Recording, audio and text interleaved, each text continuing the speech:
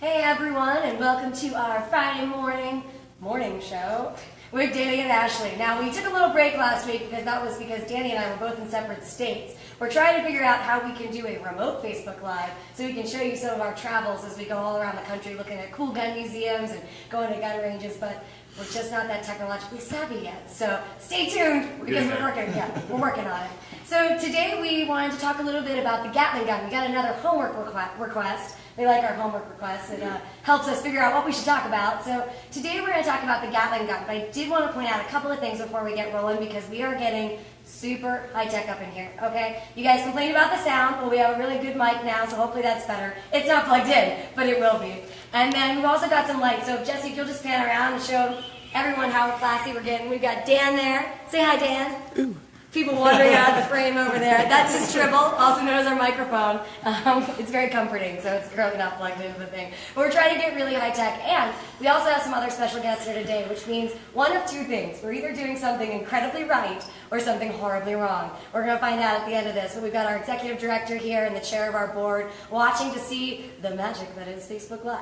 So we are going to walk over to our Smithsonian Institution Loan Gallery. It's really exciting. The Smithsonian allowed us to showcase one of the neat artifacts that they have on loan here. So we're going to start over there, then we're going to come back and talk a little bit about this big contraption behind me. So let's go. Don't mind it. Don't mind the cord. We won't trip on it, or we'll try not to. And we both walk backwards the whole way. I actually can walk backwards the whole way because I've done this before. Because I may have given a tour a time or two as I probably walk into something. Almost ran into a cake. Another neat thing, and I know I mentioned on a previous video, that if you see humans behind us, you should probably warn us. You don't have to do that today because we're open. So we've got some people walking around today. We're supposed to be in here. So we're about to enter into our Smithsonian Loan Gallery. About 6 years ago, we started at the Buffalo Bill Center of the West. We started a temporary loan agreement with the Smithsonian, and we're so grateful to them for allowing us to showcase some of their amazing firearms.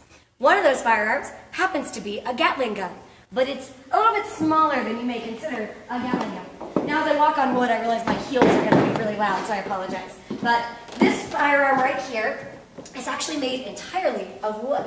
And this is the Gatling gun patent model. And it's obviously a little small for size. Danny and I can stand behind it and get a size.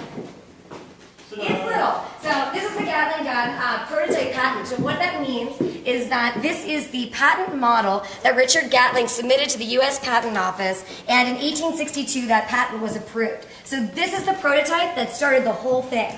Now, in 1836, the United States government standardized the patent process, and so you see kind of a boom and influx of a lot of patent models and different inventions you'll see. So you'll see Sam Colt's revolving rifle, you'll see John Browning's single shot. One of the things you'll notice, though, is that some of them are functioning, some of them are not. If what you were doing was so revolutionary that it was totally different than anything else, then you could make a wooden replica, and that was enough to kind of explain to the U.S. Patent Office what it was that you were doing.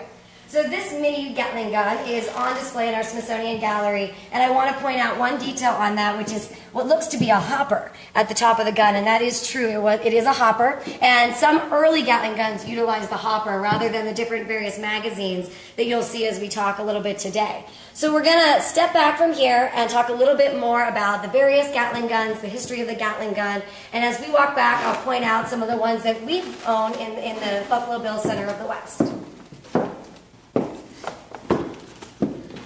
If Jesse will pan over this way. It's our model 1875 Gatling gun.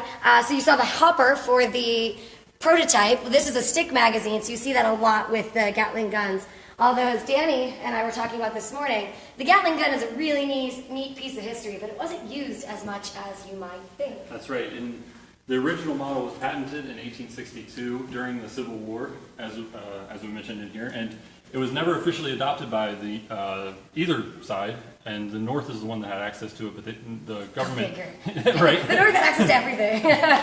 They never officially adopted it, but a few generals did purchase some for their men. Most notably, General Benjamin Butler purchased a dozen guns with 1,000 rounds of ammunition for each for $12,000, and that's a lot of money. If you consider something like a Henry was around $40 at the time. It's like 3 or 4 months' pay for a private, and that was considered expensive. And he had enough to go out and spend $12,000 on a dozen guns. So They were used a little bit during the siege of Petersburg. That was their most extensive use during the Civil War, but other than that, they didn't get a lot of use, and they weren't officially adopted by the Army until 1866.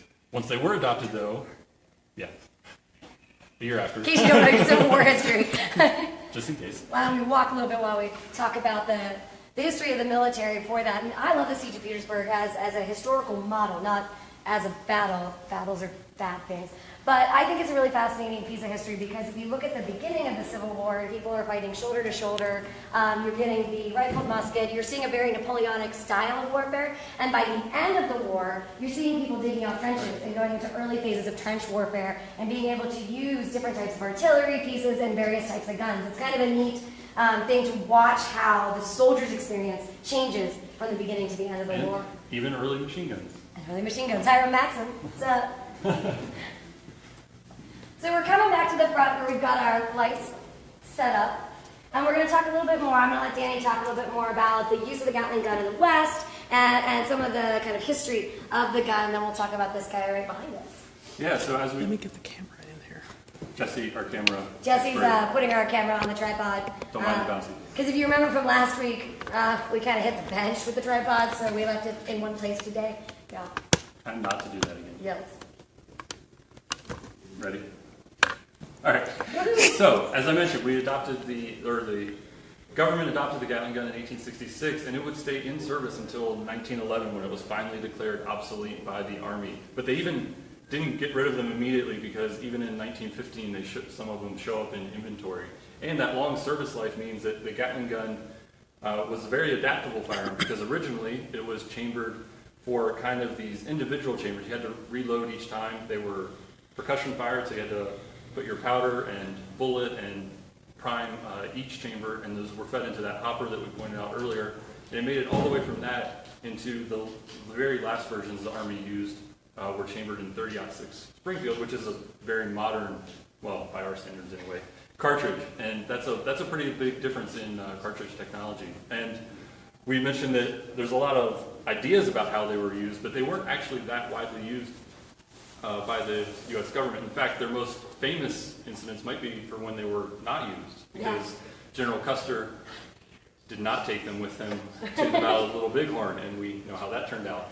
Now that we're implying a cause and effect relationship here. Danny, just solve the mystery. Just solve it. We're done. We're done Everybody, here. we got it. So, famously not used by General Custer, and while they were present on the planes, they were never... I believe he was Lieutenant Colonel Custer. Oh, yeah. At that point. He'd been a general. He was a brevet general during the Civil War, and if you're a Civil War buff like we are sometimes, we still call him general even though he was Lieutenant Colonel when he passed away. Just making things up. We're just making things up this Friday. It's a long weekend. It's about to happen. It's great. Kind of factual Friday. Kind of factual. I'm not going there. Anyways, bring it back. He did not use his, and while they were present on the frontier, they were never really a decisive item on the frontier, but they were being used around the world at that time. Gatling was very successful in selling his guns internationally. Britain was a big customer, Russia, and the Turks both bought some, so they actually were on both sides of the Russo-Turkish War in the 1870s. So they have a bigger international impact than they do domestic impact. It wasn't until really the Spanish-American War where they got their most notable use by Americans, and a lieutenant, I knew I was going to do this, I forget his name now. And now you're looking at me like I know what you're about to say. Parker, Lieutenant Parker, used a battery of guns at the Battle of San Juan Hill, and thereafter alongside the Rough Riders. Hard to say that. So one of the things that I always find interesting about the Gatling gun is that it is really a brilliant piece of technology, but not used as much as you would think on American soils, and thanks to Hollywood, a lot of times you see it a lot in pop culture because obviously it's a pretty, I was going to say badass, I'm just going to say it's a pretty badass gun that you can see in the movies, and so it makes sense that it would pop up. And it was a great piece of technology, and Danny said that. This technology was popular and was used for a really long period of time, but My favorite refers to this gun. This is a model 1883, and we mentioned so we have the hopper, we have the stick, now we have a drum magazine. So you'll see that there's a lot of different variances within these guns. This 1883, though, is unique because it was used, we believe it was used, as one of the prototypes for the Vulcan system in the middle of the 20th century. And what that means to me is that this technology, while developed in the 1860s, was something that was so revolutionary and so ahead of its time that even in the mid-20th century, we're taking ideas and going, this is a really great concept. How can we apply this to modern technology and make it something that can be applicable on the battlefield in aircrafts? And so it's really neat that this gun, which was 1883, developed a little bit later than that, was then reused and repurposed throughout history as a totally different thing. But I do also want to point out my favorite piece of history on this, which is that lovely carriage that you see, which makes it kind of difficult to see the whole thing. This carriage is not original to the firearm, to the gun. And we used to always talk about how it was, affixed on the battlefield so that they could use it. And then I was reading it from the original archives of Winchester. Again, another Winchester Arms collection piece. And what we learned was that they thought it looked cool. Which it does, right? Which does. So they put the carriage on it. And so one of the things that we deal with as curators and as historians is, so that's a part of the history. It's kind of a neat part of the history. So do we take the carriage away, or do we just kind of add that to the long, long story of this Gatling gun, which is kind of neat? And you mentioned the Vulcan project, which happened in the middle of the 20th century. It wasn't the first time they had tried to use an electric motor to achieve very high rates of fire. They actually first attempted it in the 1890s. A U.S. Navy trial did it, and then Gatling himself patented a version that achieved 3,000 rounds per minute in like 1893 or something like that. So it's a neat gun. Yeah. So if you guys are checking us out today, we want to know who you are. We want to know if you're new to us, if you are a repeat offender, and if that is the case, we're so sorry. That's on you guys. But if you are enjoying our videos, if you're new to us, if you've been watching every week, just give us a shout out, let us know so that we can report to our bosses and tell them how awesome we're doing or not doing, depending on what you guys think. But it's a very exciting year at the Buffalo Bills Center of the West. It is our 100th anniversary, and so we are celebrating all year long. So you should definitely come to Cody, Wyoming this summer when you're on vacation so you can check out all the centennial activities. And the Cody Firearms Museum is actually about to undergo a renovation in the next few years. So as I keep telling everybody, come out and see it now, come out and see it later. So we hope you enjoyed the video. Check us out. If you have any questions, you know where to ask. And have a good weekend, everyone. See ya.